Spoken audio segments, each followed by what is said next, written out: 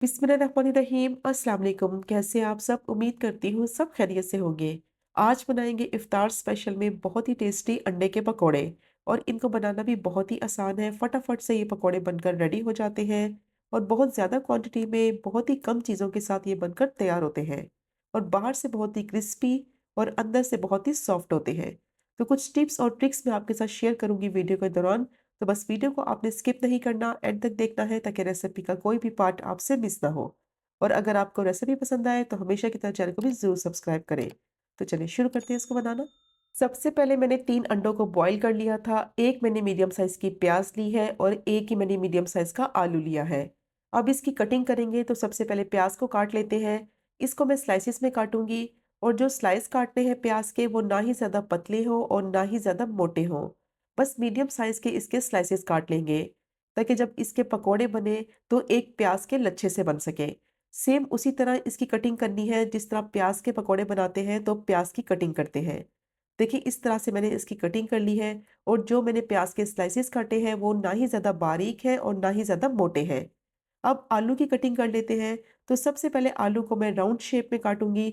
बस इस तरह से गोल-गोल स्लाइसेस में इसको काट लेंगे और फिर इसकी जूलियन कटिंग करेंगे। जब इसको राउंड स्लाइसेस में काटेंगे तो जूलियन कटिंग करने में आसानी हो जाएगी। आपकी मर्ज़ी है, आप किसी भी तरीके से इसको काट सकते हैं। तो देखिए इस तरीके से मैंने इसके राउंड शेप काट ली है। अब सारे स्लाइसेस को एक दूसरे के ऊपर रखेंगे, कम से कम 2 से 3 स्लाइसेस को मैं इस तरह रखूँगी और इसको जूलियन की शेप देके इसकी कटिंग कर लेंगे। तो आलू की इस तरह से मैंने जूलियन कटिंग कर ली है। अब अंडों की कटिंग कर लेते हैं। तो सबसे पहले अंडों की जर्दी मैं इसमें से निकाल लूँगी। अंडों की जर्दी का इस्तेमाल पकौड़ों में नहीं करेंगे, क्योंकि अंडे की जर्दी जब मिक्स होगी बेसन में तो जब पकौड़ों को फ्राई करेंगे तो बहुत ही ज़्यादा झाग छोड़ने लगेंगे और फिर इसका टेस्ट भी खराब हो जाएगा। तो सारे अंडों की जर्दी मैंने निकाल ली है। अब जो सफ़ेदी है उसकी कटिंग कर लेंगे।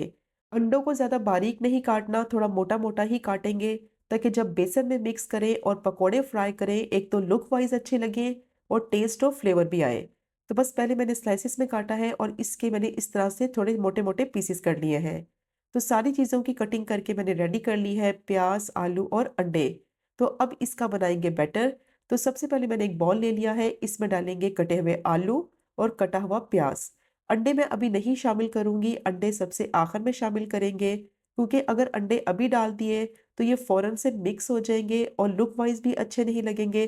तो इसीलिए पहले अच्छी तरह से बैटर को मिक्स करेंगे और फिर आखिर में अंडों को मैं शामिल करूँगी। तो अभी मैंने प्याज़ और आलू जो है बाउल में डाल दिए हैं। अब इसमें डालेंगे 3 से 4 बिल्कुल बारीक कटी हुई हरी मिर्चें, आधा कप बिल्कुल बारीक कटा हुआ हरा धनिया डालेंगे, 1 टेबलस्पून भुना कुटा हुआ साबुत धनिया डालेंगे, 1 टीस्पून ही भुना कुटा हुआ ज़ीरा पाउडर डालेंगे, 1 टीस्पून कुटी हुई लाल मिर्च डालेंगे और 1 टीस्पून ही मैं इसमें नमक ऐड करूँगी, या फिर आप अपने टेस्ट के हिसाब से भी ऐड कर सकते हैं। 1 टीस्पून लाल मिर्च पाउडर और 1 ही टीस्पून चाट मसाला डालेंगे। अब मसाले मैंने सारे इसमें डाल दिए हैं और इसको मैं अच्छी तरह से मिक्स करूँगी। तो बेसन डालने से पहले जब मसालों को अच्छी तरह से पहले मिक्स कर लेंगे, एक तो ये अपना पानी भी रिलीज़ करेंगे और इनका फ्लेवर जो है वो आलू और प्याज में अच्छी तरह से जज़्ब भी हो जाएगा। तो देखिए मसालों को मैंने अच्छी तरह से मिक्स कर लिया है और अब इसमें डालेंगे बेसन। तो बेसन मैंने लिया है 3/4 कप। तो 1/4 कप मैं बचाऊँगी और बाकी बेसन सारा मैं ऐड करूँगी और देखेंगे आगे जाके जब ज़रूरत पड़ी तो फिर इस्तेमाल करेंगे। अभी इसमें डालेंगे 2 टेबलस्पून चावल का आटा, इससे बहुत ही क्रिस्पी बनेंगे पकौड़े। और अब इसमें थोड़ा-थोड़ा पानी शामिल करते जाएँगे और इसको अच्छी तरह से मिक्स करते हुए एक मज़ेदार सा बैटर रेडी करेंगे। एक साथ पानी नहीं डालेंगे, क्योंकि आलू और प्याज़ भी अपना पानी छोड़ेंगे और जो मसाले इसमें डाले हैं उनका भी पानी निकलेगा। थोड़ा-थोड़ा सा इसमें पानी डालते जाएँगे और इसको अच्छी तरह से मिक्स करते जाएँगे। तो मिक्स करने के बाद बैटर में बेसन मुझे थोड़ा कम लग रहा है, तो बाकी का जो बेसन बच गया था 1/4 कप के करीब, वो भी मैं इसमें ऐड कर दूँगी और दोबारा से इसमें डालेंगे थोड़ा-सा पानी और इसको डालकर अच्छी तरह से मिक्स कर लेंगे। तो मिक्स करने के बाद आपने चेक करना है, अगर आपको बेसन कम लगे तो फिर इसमें बाकी का बेसन भी ऐड कर दें। तो टोटल जो मैंने बेसन इस्तेमाल किया है वो 3/4 कप है। तो आधा ग्लास मैंने इसमें पानी का इस्तेमाल किया है और बैटर देखिए अच्छी तरह से मिक्स हो गया है। तो बैटर की जो कंसिस्टेंसी है वो ऐसी होनी चाहिए कि ना ही ज़्यादा पतला हो और ना ही ज़्यादा गाढ़ा हो और बेसन की हल्की-सी कोटिंग हो ऊपर। और अब जो बॉयल किए हुए अंडे कटिंग करके रखे थे वो इसमें ऐड करेंगे और 1 टेबलस्पून गरम ऑयल डालेंगे और अच्छी तरह से इसको मिक्स करेंगे। गरम ऑयल डालने से पकोड़े अंदर तक बहुत ही सॉफ्ट बनेंगे। तो देखिए अच्छी तरह से मैंने इसकी मिक्सिंग कर ली है और अंडे के इसी तरह से मोटे-मोटे चंक्स काटने हैं। एक तो लुक में बहुत अच्छे लगेंगे और दूसरा बहुत ही अच्छा इनका फ्लेवर भी आएगा। तो मिक्सिंग इसकी अच्छी तरह से हो गई है और बैटर पकोड़ों के लिए बिल्कुल रेडी हो गया है और इसको रखेंगे नहीं वरना प्याज़ और आलू जो है वो पानी छोड़ने लगेंगे। फ़ौरन से बैटर को बनाने के बाद पकोड़ों को फ्राई करेंगे।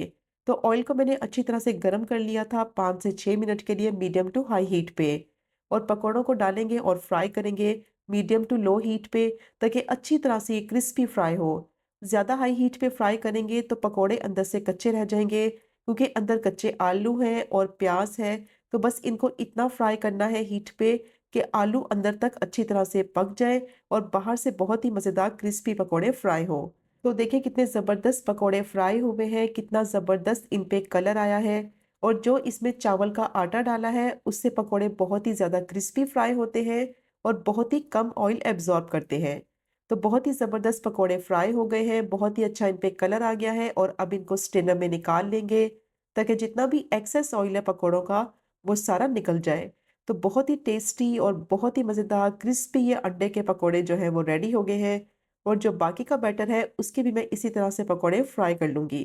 तो ये चेक करें आप इसकी फाइनल लुक, कितने मज़ेदार क्रिस्पी बने हैं और जो अंडे आपको नज़र आ रहे हैं, वो कितने ज़बरदस्त लग रहे हैं। तो बस जो टिप्स और ट्रिक्स मैंने आपके साथ शेयर की है, उनको आपने ज़रूर फ़ॉलो करना है, तो बहुत ही बेहतरीन, मज़ेदार, क्रिस्पी अंडे के पकोड़े बनेंगे, जो कि बहुत ही बेस्ट रेसिपी है इफ्तार के लिए।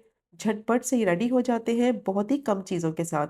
और इन पकोड़ों को आप सर्व करें मज़ेदार से धनिये पुदीने की चटनी के साथ, जो कि मेरी बहुत ही फ़ेवरेट है। तो ज़रूर ट्राई कीजिएगा इस मज़ेदार सी रेसिपी को और अगर आपको आज की वीडियो पसंद आए तो चैनल को सब्सक्राइब करें, वीडियो को लाइक करें और शेयर करें। इंशाल्लाह मिलेंगे अगले कुकिंग व्लॉग में फिर एक नई रेसिपी के साथ। तब तक मुझे अपनी ख़ास दुआ में याद रखें।